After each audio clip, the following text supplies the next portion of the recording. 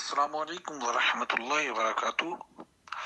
مفتی صاحب کی بارگاہ میں التجا ہے کہ اگر کوئی شخص جمعہ کی نماز پڑھ رہا ہے، پیچھے مقتدی ہے وہ، تو اس کا وضو ٹوٹ جاتا ہے، وہ وضو کرنے کے لیے جاتا ہے تو پھر واپسی آتا ہے تو امام صاحب سلام پھیر چکے ہوتے ہیں، تو اس کے بارے میں کیا حکم ہے؟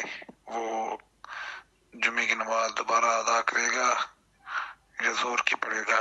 اس کا مکمل طریقہ وضاحت کے ساتھ بیان فرما دیں۔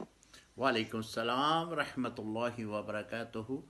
صورت مسئولہ میں اگر مقتدی امام کے پیچھے نماز پڑھ رہا ہے، خواہ وہ جمعے کی ہے یا دیگر جو نمازیں ہیں ان میں سے کوئی نماز ہے، تو اس کے لیے حکم یہ ہے کہ اس کا وضو ٹوٹ گیا تو اب وہ خاموشی سے صف سے نکلے گا، وضو کرنے کے لیے وضو خانے میں جائے گا، وضو کر کے جب واپس لوٹے گا تو امام کے ساتھ ہی وہ نماز میں شامل ہو جائے گا۔